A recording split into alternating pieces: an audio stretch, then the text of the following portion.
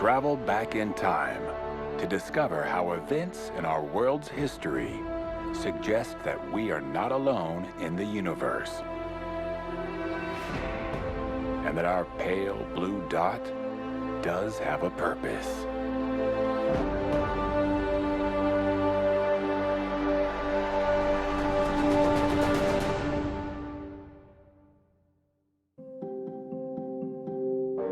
Thousands of years ago, in an area now known as the cradle of civilization, an ambitious king had an encounter that would shape the world to come.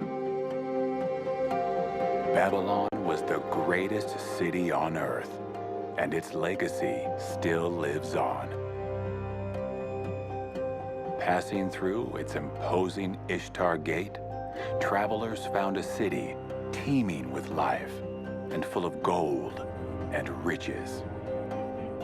This crowning jewel of antiquity was the envy of the world.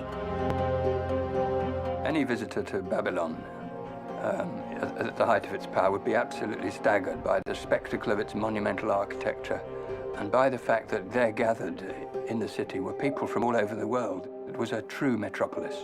Babylon proclaimed itself to be the first city in the world. It was the city that the gods had first created, and this conceit reflected the fact that it was indeed a metropolis of an order and scale that the world had never seen before.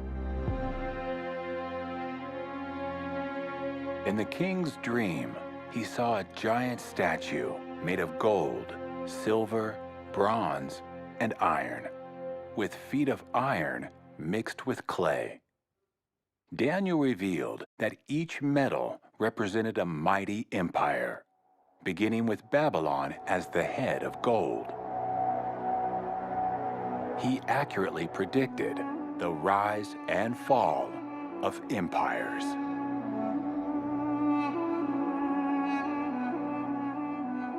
But what evidence is there that Daniel wrote of events before they happened?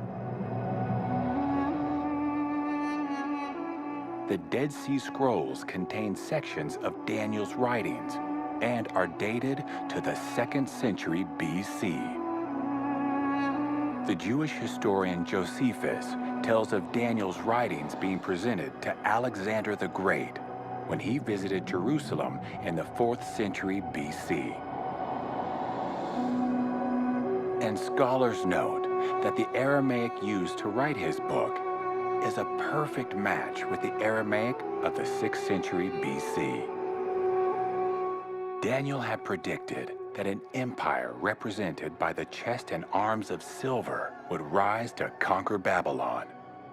At the height of Babylonian dominance, Daniel foretold that an inferior kingdom will rise.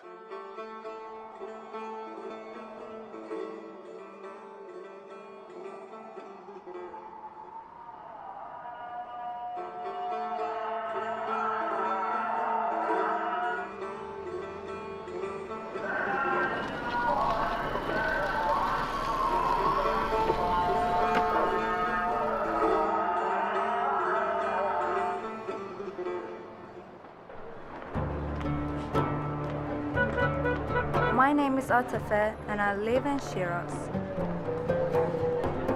It is one of the most beautiful cities of Iran, known for its gardens and poets. In my spare time, I love to take photos. As a Muslim woman, I feel in awe when I come to this mosque. Muslims, Jews, and Christians cherish Daniel as a sacred prophet. And over 2,000 years ago, a conqueror would rise from the east to lead a charge against the mighty empire of Babylon.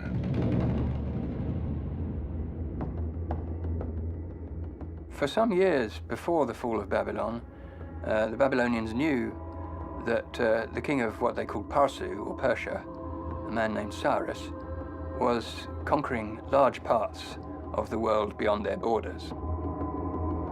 After uniting with the neighboring Medes, Cyrus led his combined forces on a series of famous victories, firmly establishing his name as a star on the rise. But his rise would not be complete without the taking of Babylon. Babylon was one mighty fortress. Its massive walls, deep moat, and imposing gates made it impossible for any invading force to conquer. Confronted by walls that could not be breached, Persian troops identified the river Euphrates as the point of entry. Diverting the river upstream, Cyrus's troops were able to march along the riverbed, under gates, and into the heart of the city. Cyrus's conquests laid the foundation for the Medo-Persian Empire. Their large palace complexes can still be seen today. When I walk through the ruins of these ancient cities, I sense a strong connection with the past. I feel as though the legacy and messages of the past live on today.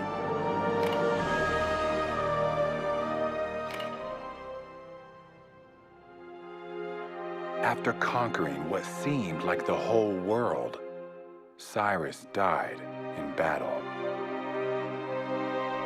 His tomb stands testimony to his enduring legacy. Today, Cyrus is still recognized as one of our country's greatest heroes. The empire he created was built on respect for others and a desire for lasting peace. I think that is something we all want.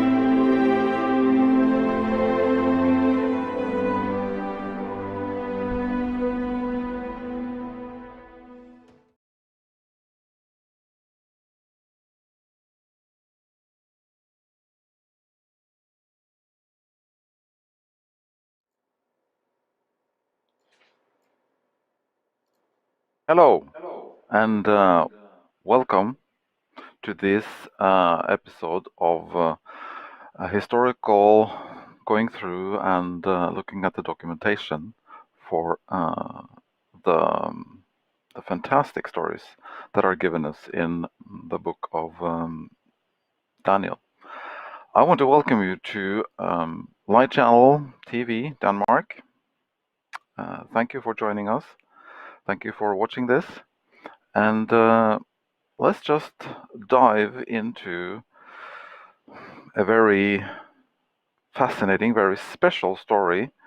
This is probably one of the parties that really went wrong. You probably heard about a party or two that didn't go quite as expected. This party really went wrong. And it states there in verse 1 in Daniel, Belshazzar the king made a great feast to 1,000 of his lords and drank wine before the 1,000. Now, let's look at the timeline. Let's see where this is in the history. Chapter 1, chapter 2 happens very quickly after Nebuchadnezzar takes Jerusalem. And there is quiet for some time in the texts that are given us from Daniel. Quite some time later, just a year before Jerusalem was destroyed, in 587, chapter 3 comes with Daniel's three friends being tested in the fiery furnace. Chapter 4 is not specifically pinpointed, but it has to be somewhere between chapter 3 and chapter 7.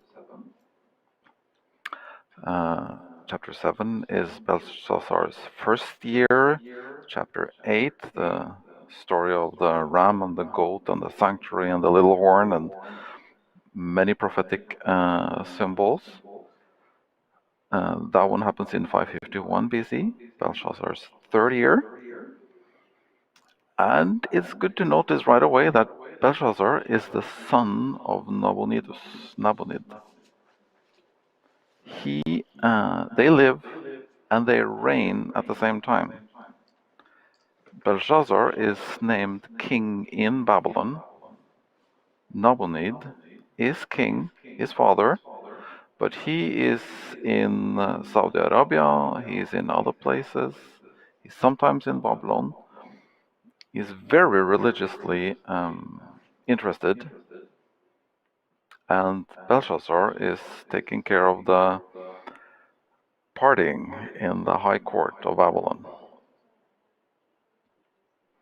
Then there is a time period from 551 down to 538 where we don't hear much, but then we have a cascade of events.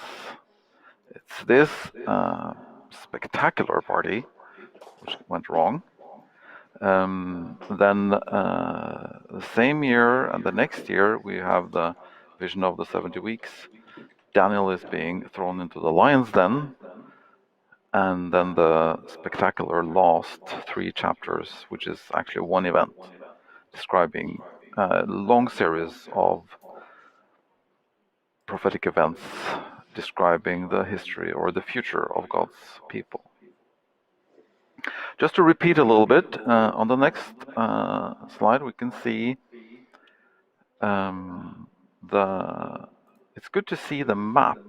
It's good to see how the layout of Babylon was actually made. You can see the river. It is not now located where the river was when Nebuchadnezzar and Nabonid and Belshazzar, when they were ruling. You can see some high points on the map. There's a black dot, and there's a higher square or rectangle. The river flowed very closely, and on the map you can see indicated a light. Yeah, you can see indicated the old pattern of the river. The river has moved direction several times, and parts of the city, which is between the temple and the palace and the river now, was for some times flooded by the river. And we'll come back to that later. But not all parts of Babylon are preserved because the river has just been digging it up. But the higher ground, the palace, the bigger things are preserved. Looking on the next slide, we can see just a little repetition. The roll where it says that Nabonidus is the king and Belshazzar is his son describes to us, proves to us that the history of Daniel is correct. It also proves to us that these were very religious people. The next slide, as a repetition again, describes how Nabonidus gave. He fully entrusted the kingship to Belshazzar, and It even uses the term sarutu, which means kingship or royal power. So there is no doubt about this. Next slide is a closer picture of the temple complex in Babylon. You can see the river up in the left corner. The old riverbed is closer to this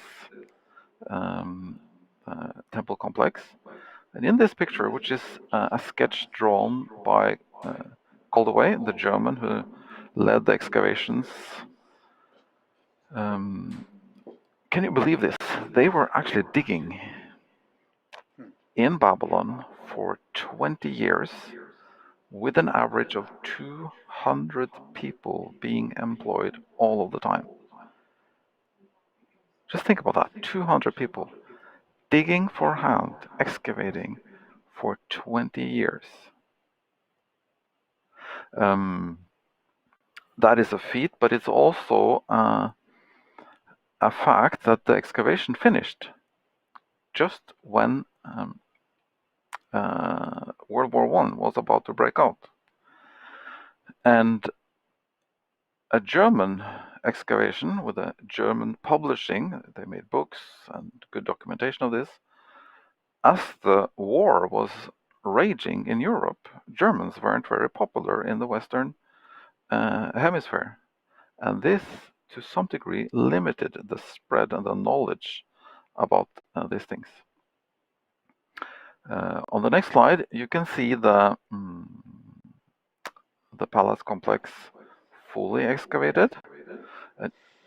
And you see the red circle there describing the central palace and the throne room and the courtyard in front of the throne room of the king of Babylon.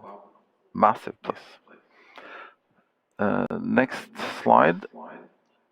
And I would actually encourage everybody interested in this to go online, use Google Maps, just use this link here or just Google for Babil, Iraq. And you will find the same things. Aerial photography, satellite photo from today, where you see in the upper right corner, you see the same palace complex, some of the ruins, and down towards the bottom on the right side, you see the great temple, the foundation, the remaining foundations of that great temple. You see it as a square. So, next slide is it's a bird's view sketch seen from the north of the same temple. You can see straight in through the main entrance into Nebuchadnezzar's throne room in the center there. To the left, you see the Ishtar Gate, where processions and people were coming and going, and where the guards. You see the walls. You see the double walls. You see how fortified this is. I'm spending instead of going straight into the text, I'm trying to spend some time and see how massive, how much information, how much detail we actually have about this place, what it was like, how that story is not just words which we have to just trust. Story is a science that can be verified, a science that can be tested and checked. On the next slide, there is a picture. It's a painting. It's a part of a painting. And you can see the river at the bottom. You see the famous bridge over the Euphrates down to the right. But this huge ziggurat temple in the middle is called the Etemenaki. It's part of a bigger complex. And you see the walls. You see the walls along the river. Because there were, as you hear the story, just remember this picture. So you get an idea how the soldiers, they would have to As they were conquering Babylon, they were going in on the river bed, on the bottom of the river, and then they were going up from the river, but through gates, through these gates and into the city. With that introduction, I suggest that we just start with the descriptions from the Bible and from the historian Xenophon, and try to just lean back and let the story take us where it takes us. So let's just read together. Next slide. Daniel 8, Daniel 5, verse 1. Belshazzar the king made a great feast to 1,000 of his lords, and drank wine before the thousands. It is then tempting to just keep on reading, but right at this moment we will switch. On the next slide we will switch and put in the story written by a Greek historian, a mercenary officer at the Achaemenid court. He took part in the raising and training of the Persian youth, of the nobility in military disciplines. He wrote this Cyropedia, and we're now going to read how Cyrus conquered Babylon. Next slide. The capture of Babylon. If you can give me the next slide. When they were encamped, Cyrus called a council of his officers and said, "My friends and allies, we have surveyed the city on every side, and for my part I fail to see any possibility of taking by assault walls so high and so strong. On the other hand, the greater the population, the more quickly must they yield to hunger. Unless they come out to fight, if none of you have any other scheme to suggest, I propose that we reduce them by blockade." Then Chrysantas spoke. Reading this history is almost like being there. Using our imagination, we can almost see these different persons in this situation. Chrysantas spoke, "Does not the river flow through the middle of the city? And is it not at least a quarter of a mile in width?"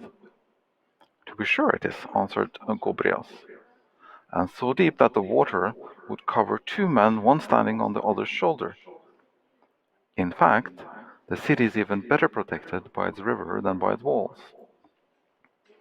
At which Cyrus said, "Well, Chrysantas, we must forego what is beyond our power, but let us measure off at once the work for each of us, and set to and dig a trench as wide and as deep as we can, that we may need as few guards as possible." Next slide. Thereupon Cyrus took his measurements all around the city, and leaving a space on either bank of the river large enough for a lofty tower, he had a gigantic trench dug from one end to the other end of the wall, his men heaping up the earth on their own side. Then he set to work to build his towers by the river. The foundations were of palm trees, 100 feet long and more. The palm tree grows to a greater height than that, and under pressure it will curve upwards like the spine of an ass beneath a load. He laid these foundations in order to give the impression that he meant to besiege the town, and was taking precautions so that the river, even if it found its way into his trench, should not carry off his towers. Then he had other towers built along the mound, so as to have as many guard posts as possible.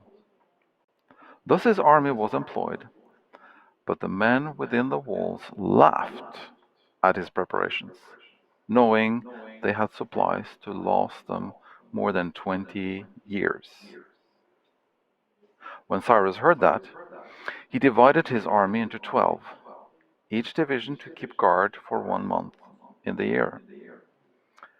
At this, the Babylonians laughed louder still, greatly pleased at the idea of being guarded by Phrygians and Lydians and Arabians and Cappadocians, all of whom they thought would be more friendly to themselves than the Persians. Can you see how they were preparing? And it's not nice, but it's warfare. They were deceiving. They were showing to do one thing while they were preparing to do something totally different. This has taken quite some time. But at a certain point in time, the Persians, the Medians and the Persians are ready. And they have heard about the party. And they are waiting for this party to strike at the best hour. Let's take a turn inside. Let's read through what the Bible says happened inside of the gates while these Persians were out on the outside. Next slide.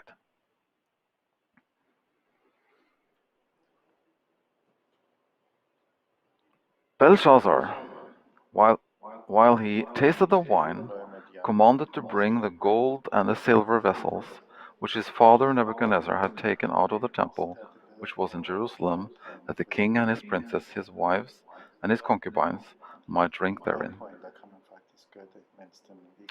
Then they brought the golden vessels that were taken out of the temple of the house of God which was at Jerusalem, and the king and his princes, his wives and his concubines, drank in them. They drank wine, and praised the gods of gold and of silver, of brass, of iron, of wood, and of stone. In the same hour came forth fingers of a man's hand, and wrote over against the candlestick upon the plaster of the wall of the king's palace. And the king saw the part of the hand that wrote. Then the king's countenance was changed, and his thoughts troubled him, so that the joints of his loins were loosed, and his knees smote one against another. The king cried aloud to bring in the astrologers, the Chaldeans, and the soothsayers. And the king spake, and said to the wise men of Babylon, Whosoever shall read this writing, and show me the interpretation thereof, shall be clothed with scarlet, and have a chain of gold about his neck, and shall be the third ruler in the kingdom. That's quite a statement, isn't it? Then came in all the king's wise men, but they could not read the writing, nor make known to the king the interpretation thereof. Then was King Belshazzar greatly troubled, and his countenance was changed in him, and his lords were astonished. Now the queen, by reason of the words of the king and his lords, came into the banquet house, and the queen spake and said, O king, live forever. Let not your thoughts trouble you, nor let your countenance be changed. There is a man in your kingdom, in whom is the spirit of the holy gods. And in the days of your father, light and understanding and wisdom, like the wisdom of the gods, was found in him, whom the king Nebuchadnezzar, your father, the king, I say, your father made master of the magicians, astrologers, Chaldeans, and soothsayers, for as much as an excellent spirit and knowledge and understanding, interpreting of dreams and showing of hard sentences, and dissolving of doubts were found in the same Daniel, whom the king named Belteshazzar. Now let Daniel be called, and he will show the interpretation. Then was Daniel brought in before the king, and the king spake and said unto Daniel, Are you that Daniel, which are of the children of the captivity of Judah, whom the king my father brought out of Jewry? I have even heard of you, that the spirit of the gods is in you, and that light and understanding and excellent wisdom is found in you. And now the wise men, the astrologers, have been brought in before me, that they should read this writing, and make known unto me the interpretation thereof. But they could not show the interpretation of the thing. And I have heard of you, that you can make interpretations, and dissolve doubts. Now if you can read the writing, and make known to me the interpretation thereof, you shall be clothed with scarlet, and have a chain of gold around your neck, and shall be the third ruler in the kingdom. Remember, Belshazzar was the son. His father, who was still living, was the king, but he was given the playground in the palace. So it's logical to give Daniel the highest honors. He would be promised to be the third ruler in the kingdom. Let's keep on reading.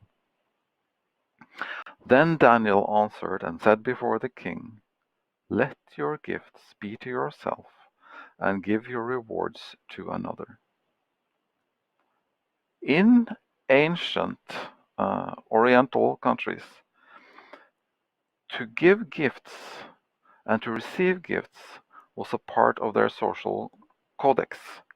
It was a part of their way of showing respect and understanding of each other. Daniel is extremely brave when he is refusing the gifts of the king. Daniel is walking here into a drunken party, and I think that his words are going like a chill down the spine of not just the king, but everybody present. Let's read on. Daniel says, yet I will read the writing unto the king, and make known to him the interpretation. O you king, the Most High God gave Nebuchadnezzar your father a kingdom and majesty and glory and honor. And for the majesty that he gave him, all people, nations, and languages trembled and feared before him. Whom he would he slew, and whom he would he kept alive, and whom he would he set up, and whom he would he put down.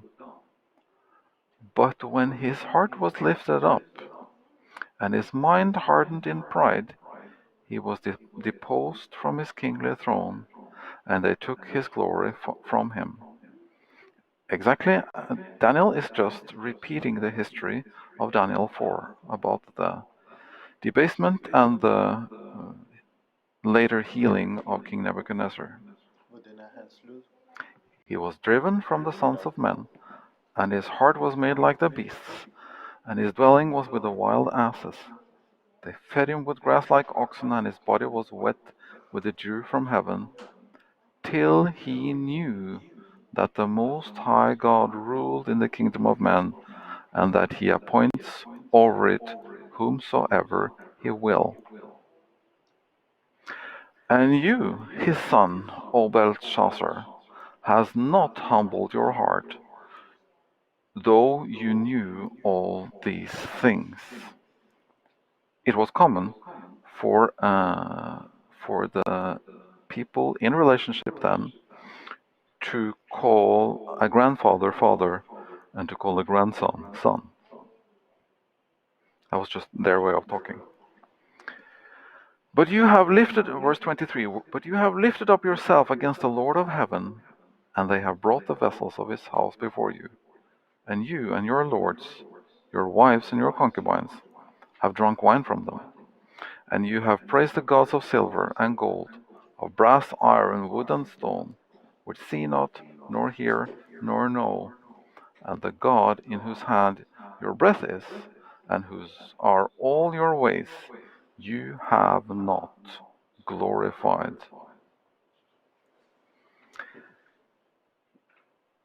Daniel is almost quoting from Old Testament and God's judgments and God's indictments against people who were not following him or not listening. And otherwise they were creating their different gods of stocks and stones and metal and all kinds of things. This is almost quotations from Old Testament. And then Daniel says in verse 24, "Then was the part of the hand sent from him, from God, and this writing was written." And this is the writing that was written. I can almost imagine Daniel standing there with outstretched hand and reading the king the text. Mene, mene, tekel, ufarsin. This is the interpretation of the thing. Mene, God has numbered your kingdom and finished it. Tekel, you are weighed in the balances and are found wanting. Peres, your kingdom is divided and given to the Medes and Persians. Then commanded Belshazzar, and they clothed Daniel with scarlet, and put a chain of gold about his neck, and made a proclamation concerning him that he should be the third ruler in the kingdom. So the king does what he has promised. He is probably out of his mind, scared, out of his wits about what is going on and what is going to happen. And the text from Xenophon, the Cyropedia, will tell us next what happened outside of the city walls. By this time the trenches were dug, and Cyrus heard that it was time of high festival in Babylon, when the citizens drink and make merry the whole night long. As soon as the darkness fell, he set his men to work.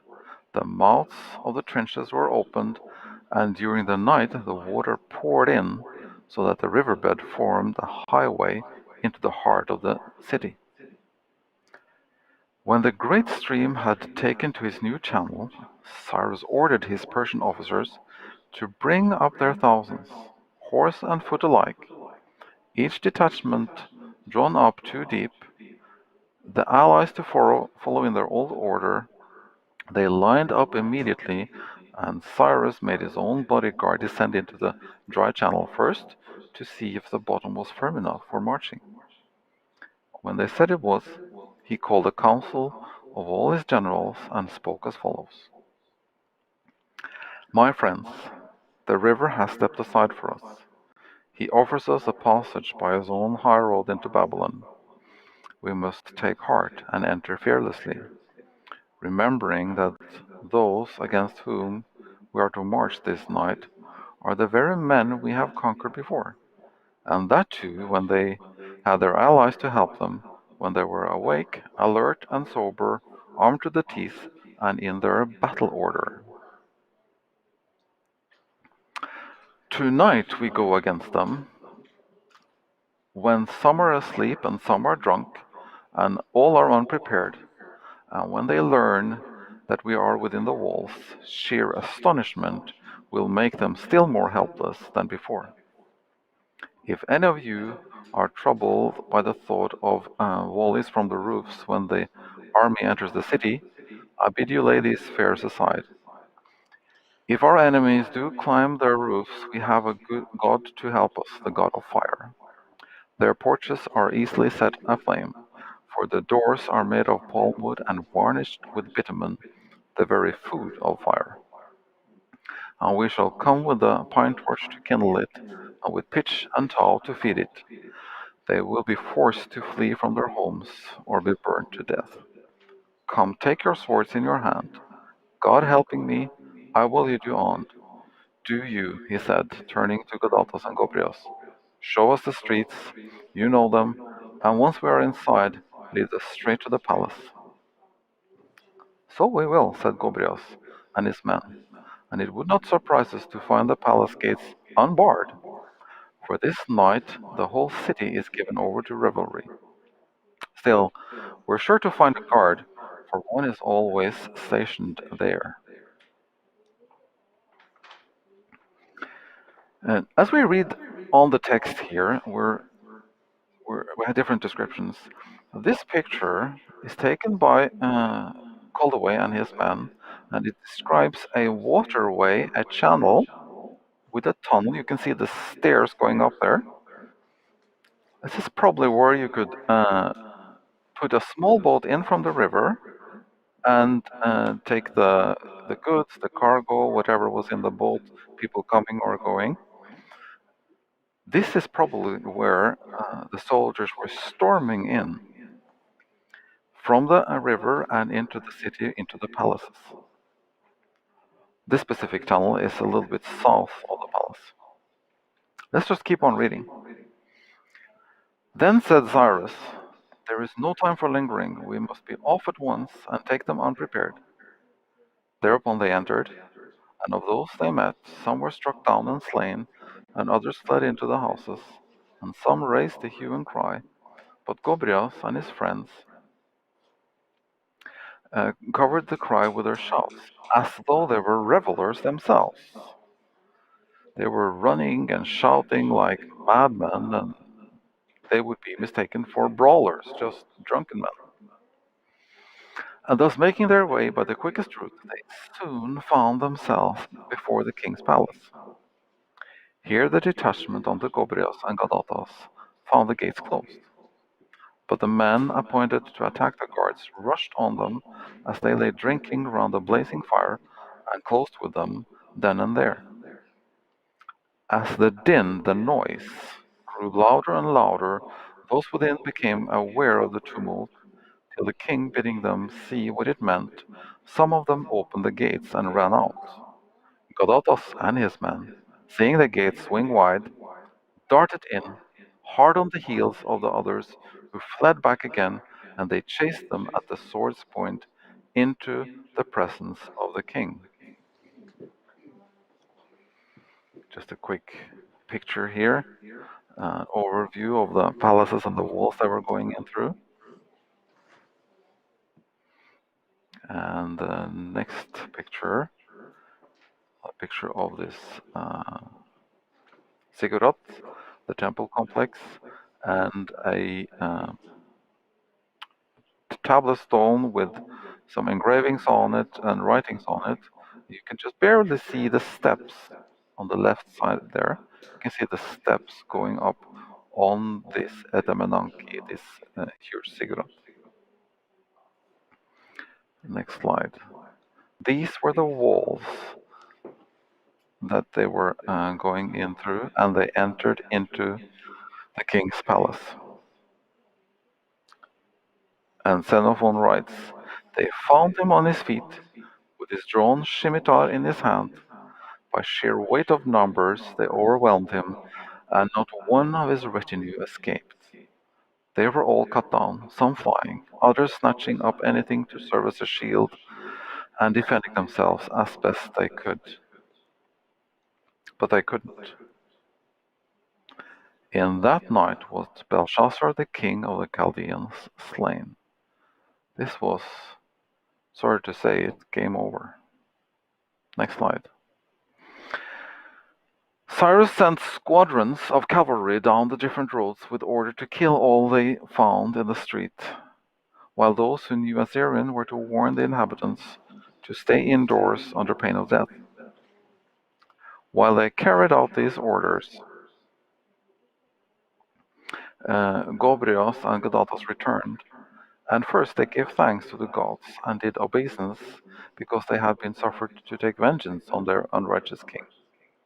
And then they fell to kissing the hands and feet of Cyrus, shedding tears of joy and gratitude.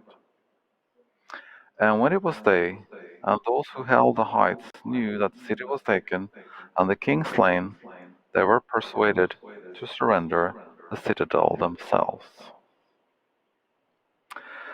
Now, we'll just close the storytelling right there. We have had storytelling from the Bible, and we have had the story told from the outside, Cyrus going in through the river, through the open gates, and into the palaces, and it was game over. The party was over. Belshazzar was no more. These things had been foretold. God had a plan, even long before Israel was taken captive, almost 70 years before this. God saw what would happen, and he shared some of these things through his prophets. Looking at the next slide, we'll see some of the things that Isaiah and Jeremiah wrote. And we can read from Isaiah 13. This is written 725 before Christ. This is about 175 years, more than that, before it happened. About Babylon, Isaiah writes in verse 17, "Behold, I will stir up the Medes against them, which shall not regard silver, and as for gold, they shall not delight in it. And Babylon, the glory of kingdoms, the beauty of the Chaldeans' excellency, shall be as when God overthrew Sodom and Gomorrah." Gone. It's almost 200 years before that Isaiah writes this. Isaiah 45 says, "Thus says the Lord to his anointed, to Cyrus," he even names him, "whose right hand I have holden to subdue nations before him, and I will loose the loins of kings, to open before him the two-leaved gates, and the gates shall not be shut." What happened? Exactly. This is exactly what happened so many years later. "I will go before you and make the crooked places straight. I will break in pieces the gates of brass and cut in sunder the bars of iron." Isaiah 14 says that, verse 4 there, "You shall take up this proverb against the king of Babylon and say, How has the oppressor ceased, the golden city ceased?" Verse 23, "I will also make it a position for the bittern, and pools of water that is swampland, and I will sweep it with the bosom of destruction, says the Lord of hosts." And as we know later, the river changed its course, and parts of Babylon was just washed away. Some of the things you cannot find anymore, dig for anymore, because the river has been there and just taken it away, destroyed. The next slide is a very emphatic expression. This painting is of Jeremiah. It sits there in ruins. He is given the job, a very, very hard job of sending warnings and giving the prophecies that God wanted him to share about what was going to happen with the one who had just created the destruction that Jeremiah saw all around him. These are terrible things that happen, but there were also terrible things in wait for the destroyer. Next slide. Jeremiah 51. "For the Lord is going to destroy Babylon." I'm not going to read all these texts. You can look them up yourself. You can take notes, print screens. Jeremiah 51. "The Lord has aroused the spirit of the kings of the Medes, because his purpose is against Babylon to destroy it." We have just read the story, how it was destroyed. Now, this was written by Jeremiah, same time that Jerusalem is falling. Babylon is the conqueror. Babylon, Nebuchadnezzar, he did whatever he wanted. He took the countries that he wanted. And this prophet says that it will not be like that forever. Next, Jeremiah 50:26 describes how God will utterly destroy her. And Isaiah in 21 again uses the term fallen. Fallen is Babylon. Now, this is a term that comes again in the Bible much later, but we'll come back to that. Next slide. And Darius the Median took the kingdom, being about 62 old. And if we look at the map, we take the next slide.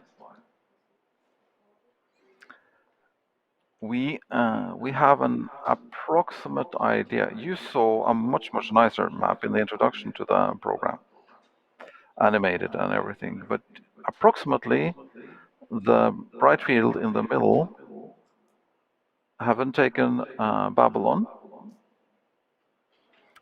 this is about the area that Darius the Mede and Cyrus have as this story is happening.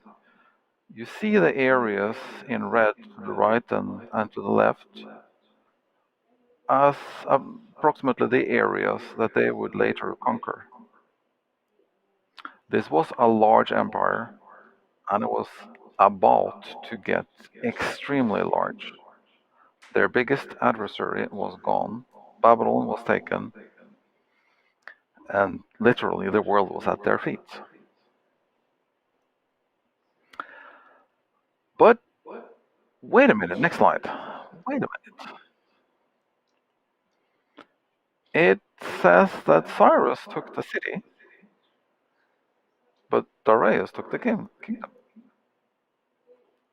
How is it? Is this correct? How are they related? What are their positions? Let's just take a little look at the family tree. See if that can clear things up a little bit.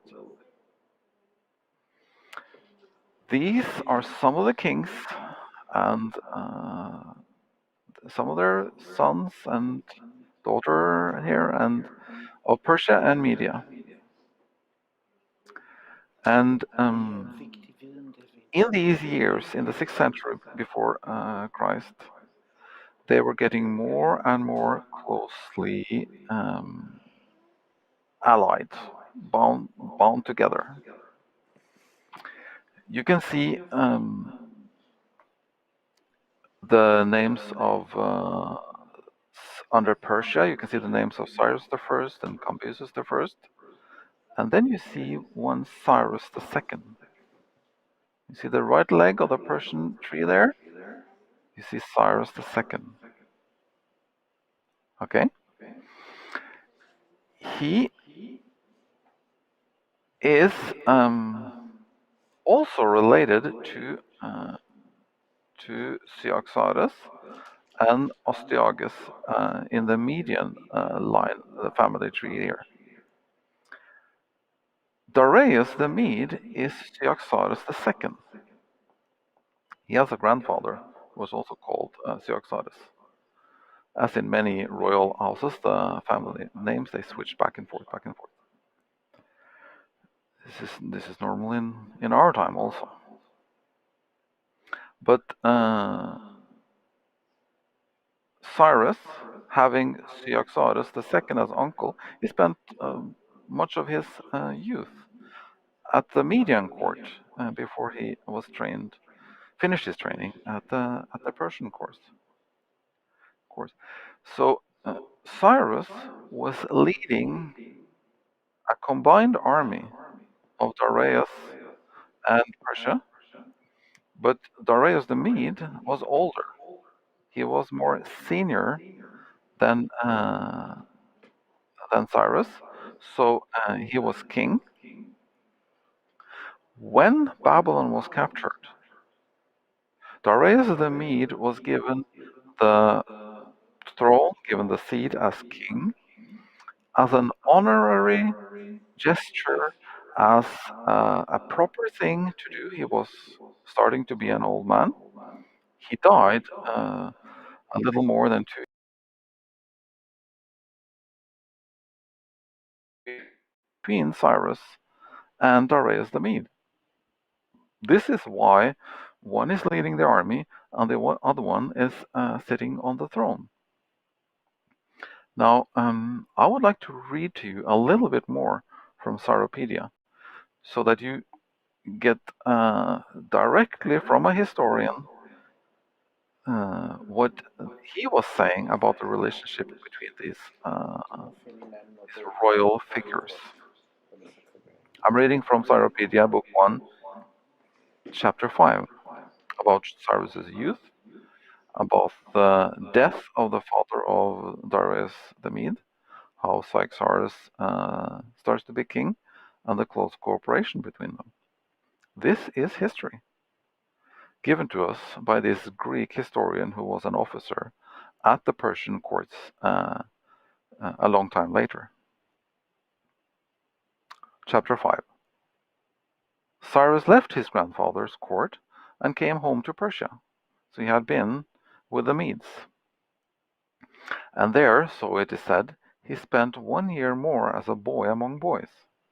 At first the lads were disposed to laugh at him, thinking he must have learned luxurious ways in Media. But when they saw that he could take the simple Persian food as happily as themselves, and how, whenever they had made good cheer at a festival, far from asking any more himself, he was ready to give his own share of the dainties away, when they saw that and felt in this and in other things his inborn nobleness and superiority to themselves, then the tide turned, and once more they were at his feet. This piece of history coming to us from Xenophon is more than just historical details.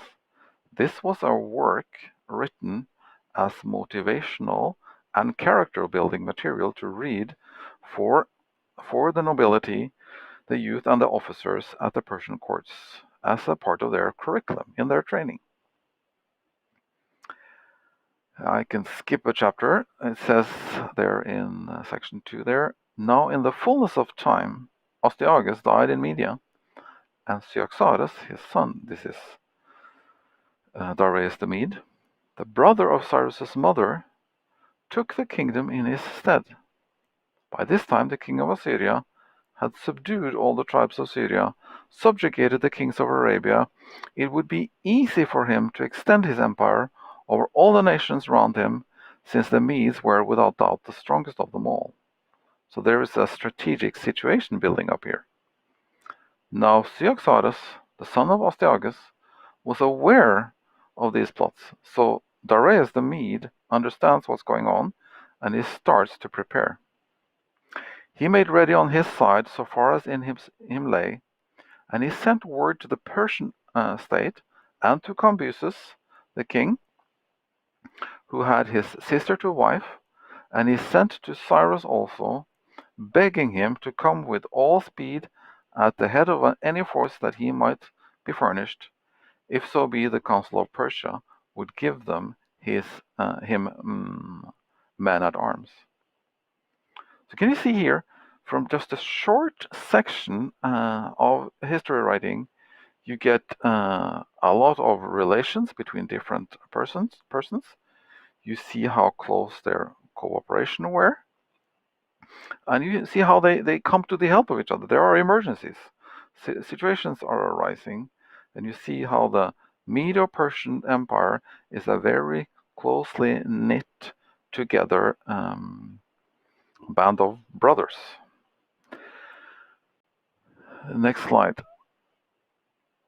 We just read that Cambyses, the king of Persia, Cyrus's father, was married to Darius the Mede's brother. This was how it was done in the old times. You got very close connections between different royal families. Now, Xenophon, just next slide. Xenophon describes a Median king, and he calls him Cyaxares. He's the second, who corresponds very closely to Daniel's Darius the Mede. The view that Cyaxares II is Darius the Mede was the standard Jewish and Christian interpretation, all the way from Josephus the historian and Jerome until Kiel, a historian in the 1870s.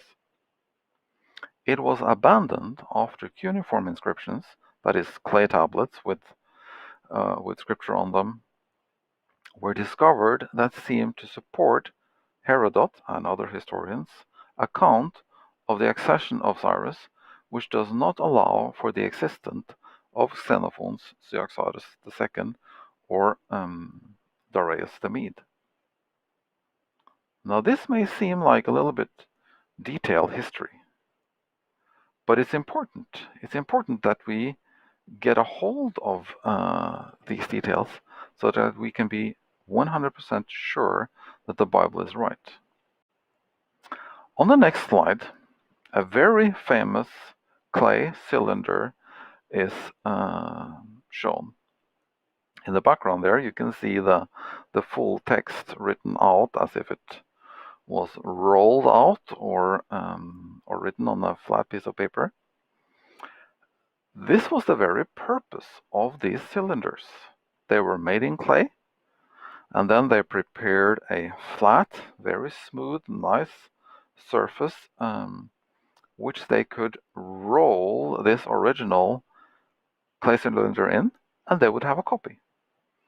This was ancient Babylonian style Xerox copying, and it's not so light. You can't send them as email, but it was very efficient. These clay copies were spread around in the country, and there is found more than 50 copies of this text here. It's very famous. Let's look at a few details about this text, because this has to do with the relationship between the Medes and the Persians at the time of Cyrus. There is a challenge in this text. It says that Cyrus and the Persians attacked the Medes sometime prior to the capture of Babylon. This does not harmonize with the Cyropedia. It harmonizes with Herodot's, this other historian's account, where Darius the Mede has disappeared. Next slide. The cuneiform text of the Cyrus cylinder, the part of it that says that the Persians attacked the Medes sometime prior to the capture of Babylon, has its most logical reason or conclusion as a propaganda text. Cyrus had a need to portray his relation to the Medes as bad, because the Babylonians had been in armed conflict with the Medes. If they felt they were ruled by Medians, they might revolt. And Cyrus did something about this. As I mentioned, more than 50 clay imprint copies have been found of this text. So it was clearly that it was spread around. There are many truths and good information in this text. It has been described as the first human rights charter. There are important details about history. Freedom for several captive people are described here, and the freedom of Israel was one of these people that were left to go back to their original countries. But Cyrus mixed error with 95% truth to make it acceptable in order to quiet down the population. On the next slide, you will see a relief of Medes and Persians. This is at the stairs at the entrance of the Apadana, the throne hall at Persepolis, which later became one of their very important administrative and religious centers. But are these people at enmity with each other? Does it seem like one nation has attacked the others? They are holding hands. Can you see? Some of them are holding hands. They are carrying lotus blossoms. They are carrying symbols of peace. And they are in a very friendly gesture together here.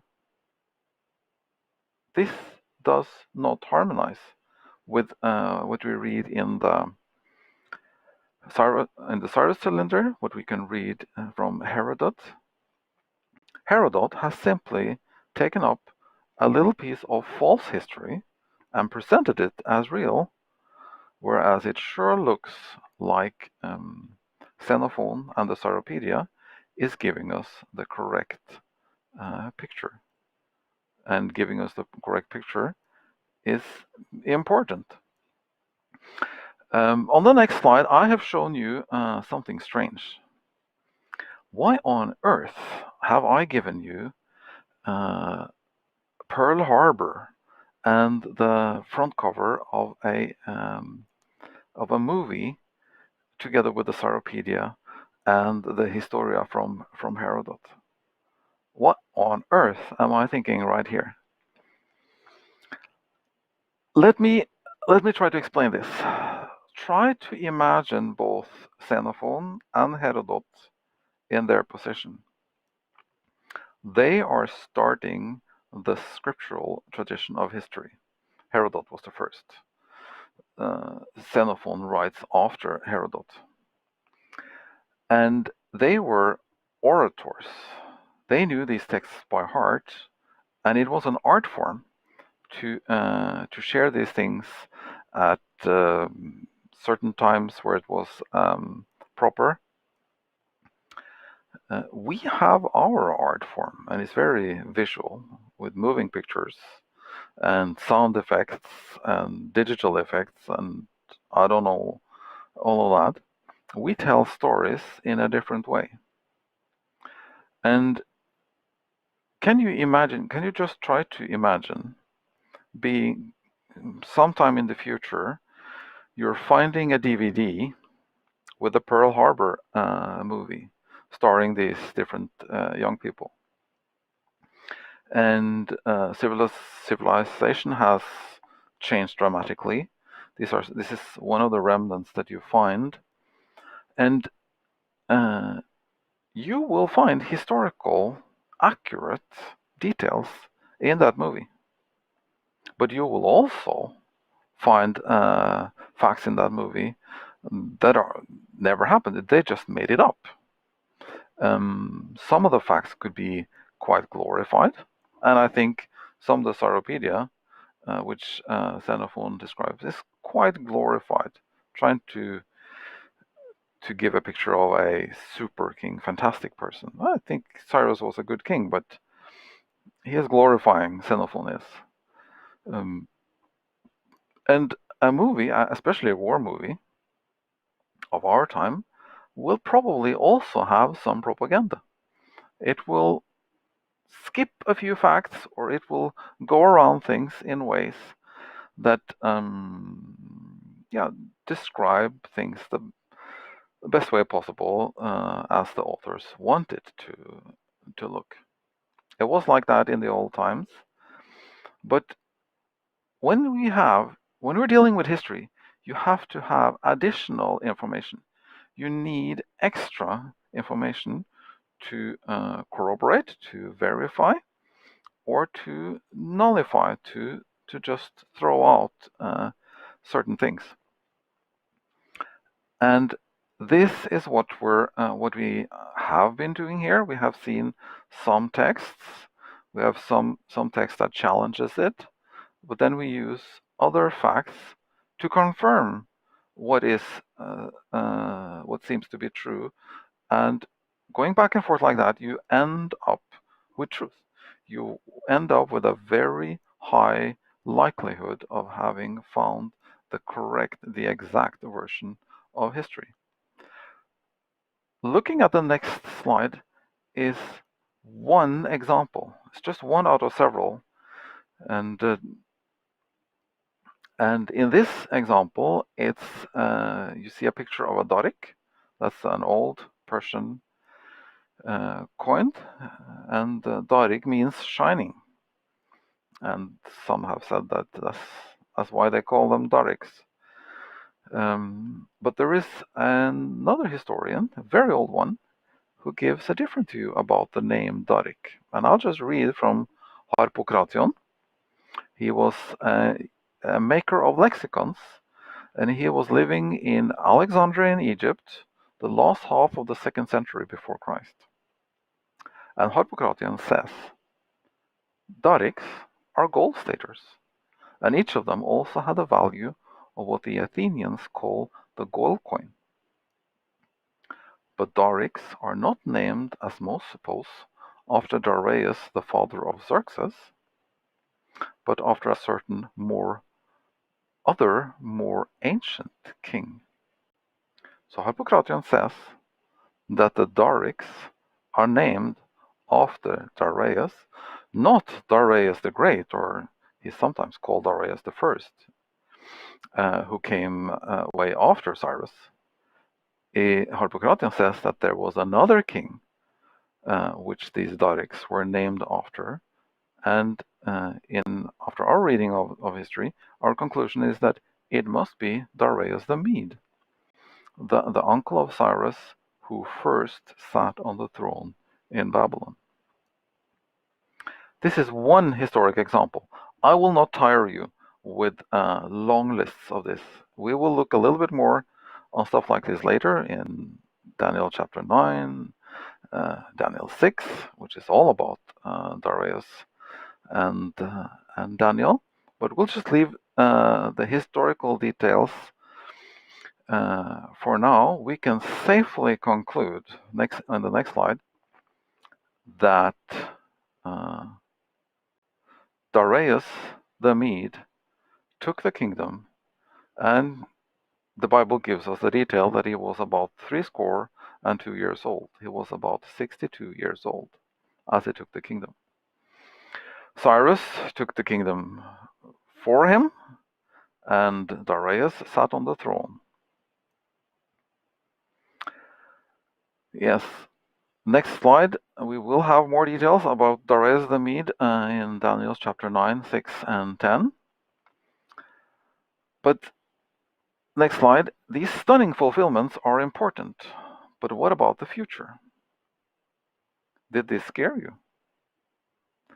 Babylon's fall is a strong warning against all leaders, religious and secular. Next slide. Because God visits us and invites. God numbers, he numbers again, and then weighs, and then all of a sudden it can go dark. God is dealing with a very rebellious race. This picture describes vividly how Jesus is standing there at the front of his group of disciples and followers. And he is calling. He is inviting. You see the cup was probably full of wine. It's fallen on the floor in astonishment. Maybe some of these people feasting and singing and being immoral. Maybe they've talked to Jesus before. Maybe he's coming and calling for some of them.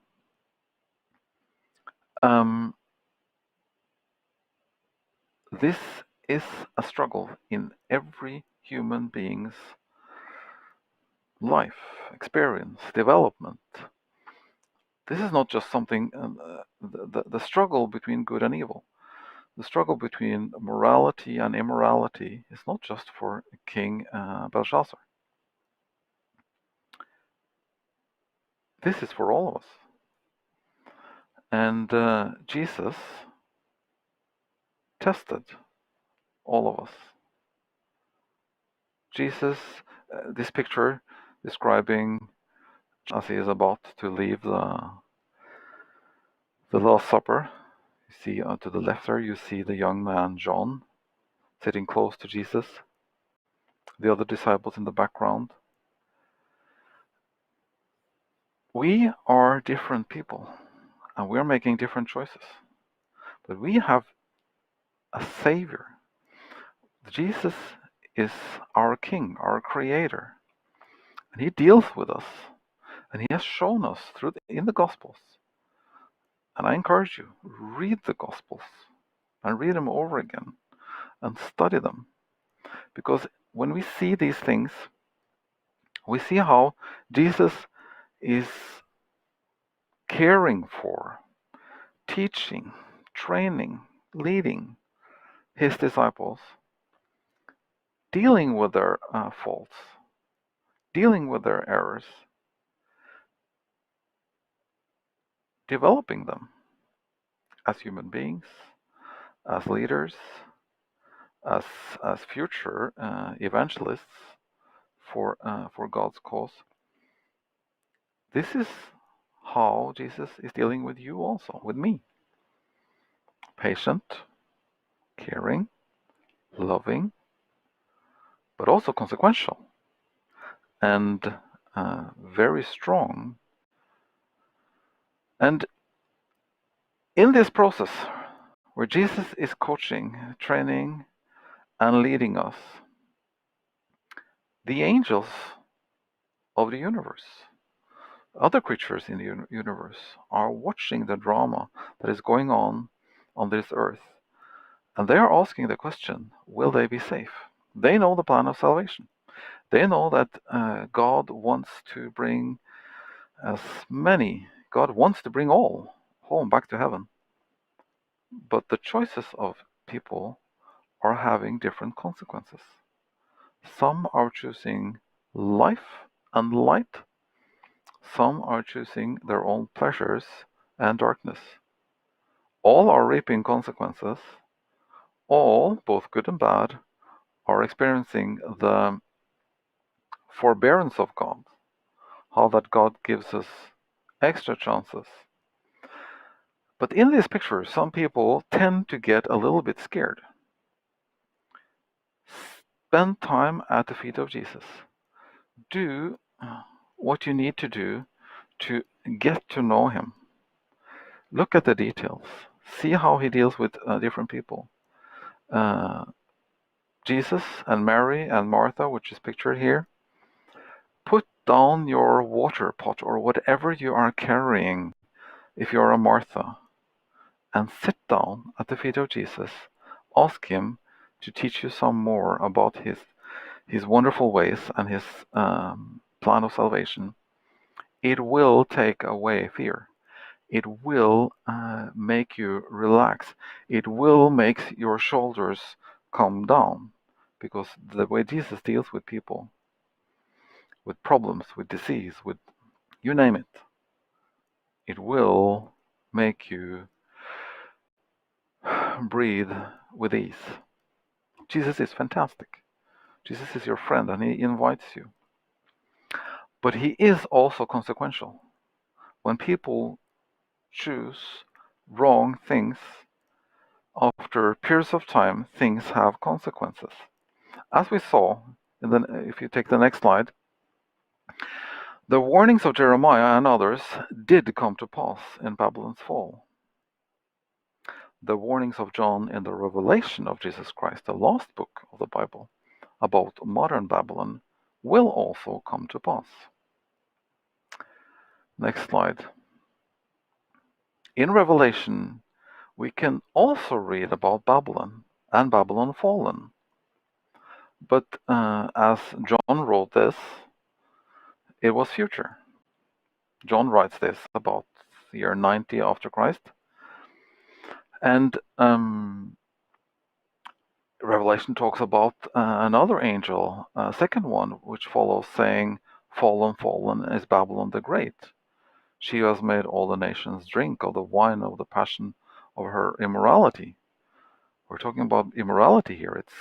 We're talking about Babylon. This is parallel to what we just read, the real historic narrative from the party of Belshazzar. Revelation goes on to say that there is an angel which cried with a mighty voice, saying, "Fallen, fallen is Babylon the Great. She has become a dwelling place of demons." Now these two texts, Revelation 14 and Revelation 18, are step 1 and step 2 of a warning message to our world coming closer and closer to Jesus' return. Organizations, churches, religions, and worldly leaders are making some terrible decisions right now. And this warning message in Revelation makes it possible for us to identify, to stay away from the organizations and the units that parallel the old Babylon, but we're talking about modern Babylon. It's not hard to identify. I would encourage anyone to go into the details, read Revelation 14, Revelation 17 and 18, look at the facts, find out who the harlot is, and you will see whom you shall not join towards in our time. Stay away from these things. The end of the story is dramatic. Revelation 18, 9 and 10 says, "The kings of the earth who have committed fornication and lived deliciously with her, with this harlot, with this beast, shall bewail her and lament for her, when they shall see the smoke of her burning, standing afar off for the fear of her torment, saying, Alas, alas, that great city Babylon, that mighty city, for in 1 hour is your judgment come." The prophecies of Jeremiah and Isaiah and others about Babylon came true. The prophecies of John about our near future will come true, and it is dramatic. Now, specifically, what's going on here? Specifically, what were the Babylonians doing that were giving them the reward of destruction? On the next slide, we see this huge Etemenanki ziggurat temple and this complex. Why were they so enormously large? Think practical. Next slide. What went on at the top? What went on at the top there? Why was it so large? These priests, did they have power? These priests, did they have influence in society? The kings, the leaders of the empire, were they religious? Yes, they were. What were they doing in these places? In the next slide, we'll look at the Canaanites that were occupying Israel before the Israelites came. What were they doing? What kind of religious worship were they doing? And we're seeing a picture of sacrifice, which is Moloch. And I'm not showing what it is. You can find out for yourself. And on the next slide, we can go to the Israelites. What were they doing? They fell away from God. They went away from God. What were they doing before Jerusalem fell? They were also worshipping Moloch. Next slide, I have a very, very pertinent question. What has been going on at Catholic orphanages? Catholicism is a huge organization. I am not pointing an accusation or pointing a finger at the general Catholic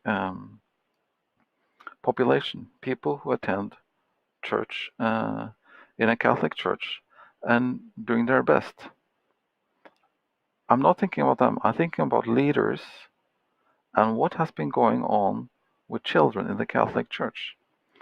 Next slide. I'm asking the question, what happened on Little St. James Island? Who were on the flight logs? Are you following the news, or are you following the fake news? Do you understand what is going on in our world? What is going on in Hollywood? Next slide. What have our leaders and celebrities been up to? Are we talking about modern Babylon? I think we are. I think it is late on planet Earth. Next slide. We are seeing the great controversy between Christ and Satan being played out.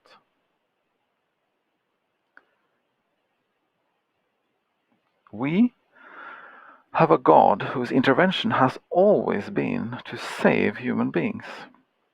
And Jesus is coming back soon. And he's doing it again. He's going to save again. God is numbering, and he numbers again, and then weighs, and then remember that the text was mene, tekel. 2 times it's mentioned that God is numbering. And then after numbering, God is weighing.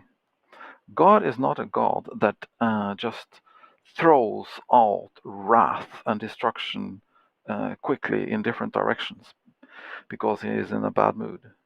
God is a loving, caring, saving God. But when nations and leaderships are doing horrible things,